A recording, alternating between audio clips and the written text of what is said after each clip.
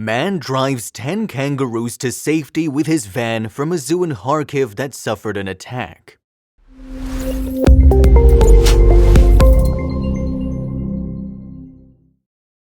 The war in Ukraine is now in its second month.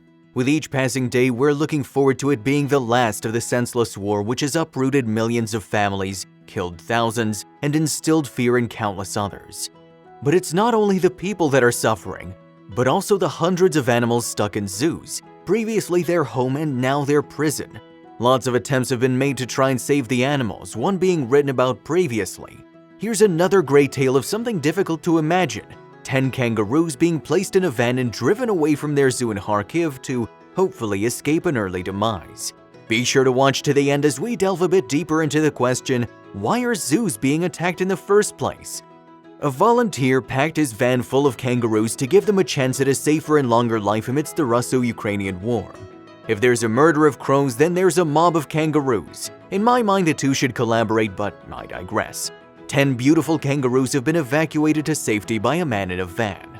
In a video shared by Feldman Eco Park, a man is seen driving a van when the camera pans to show his companions, patiently waiting to arrive at their destination. If you look very closely, there is a pair of kangaroos seemingly having an argument on the very left, with one smacking another on the face. Hilarious. Today's a month since the beginning of the war, and we're continuing the evacuation of animals, the driver said in the video translated by the Washington Post. The 10 kangaroos huddled in the van, some looking out the windows, others chilling in place. A pair was seemingly having a dispute over something unknown to us, one smacking the other in the face. They were previously owned by Feldman Eco Park, found by animal lover Alexander Feldman. However, it's become a victim to Russian shelling. The zoo called Feldman Eco Park was established by Alexander Feldman. Located in Kharkiv, Ukraine, it has not been able to avoid shelling of the enclosures and innocent bloodshed. The park shared photos of what seemed to be the remains of shells and announced that a mandrill named Stepan, who, as the caption read, was a favorite of Kharkiv residents, had become a victim and passed away. Multiple workers at the zoo had fallen victim to the attacks as well. Stepan, a favorite among the residents, has passed away due to the attacks. He is one of many animals to have lost their lives. It has since become the zoo's mission to save as many animals as possible because every life, whether human or animal, is worthy of fighting for its salvation. On Friday, March 25th, they shared more sad news on their Instagram account. 4 fallow deer and 3 Welsh goats became victims of another barbaric shelling. The list of victims of aggression among our pets is growing. It already includes large felines, primates, ungulates, marsupials, birds, ... Therefore, it has become their present mission to save as many animals as possible, stating that every life, whether human or animal, is worthy of fighting for its salvation. Staff and rescue workers have also been able to save rare track turtles, along with white-nosed and blue monkeys. They explained that it was no easy task evacuating turtles weighing over 100 kilograms, but they managed. Some of the residents had run away following the damage to their enclosures, including these beautiful red-coated wolves.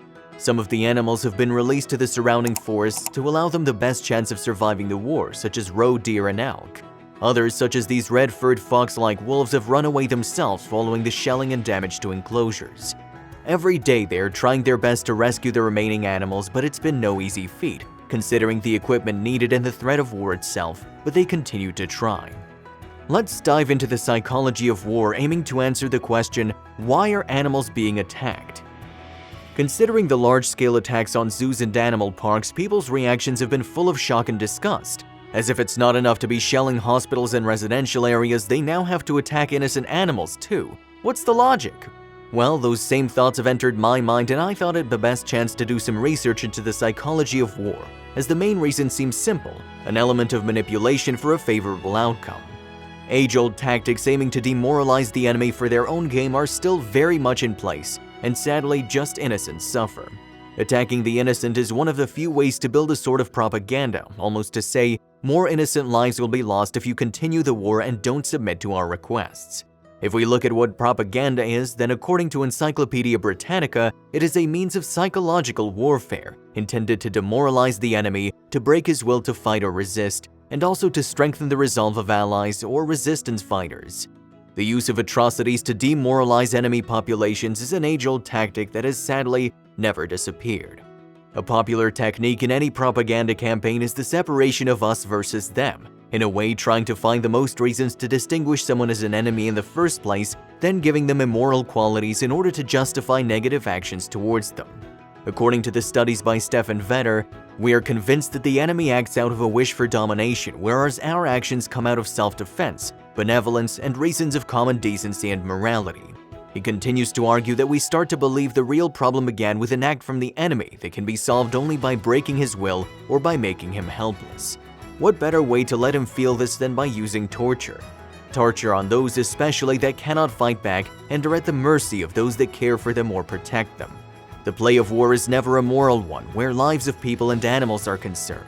The methods used can be questioned and labeled as immoral and disgraceful as they are, but as Stefan continues to say, in times of war there are collective and individual shifts in perception, thought, and behavior.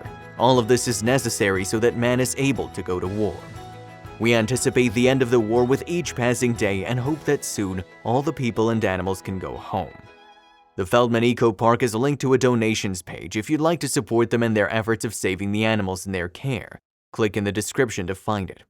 As they say, no matter how difficult it is, we do not give up. We move forward, step by step, day by day. Let us know what you thought of this story, and I shall wish you a happy and safe day.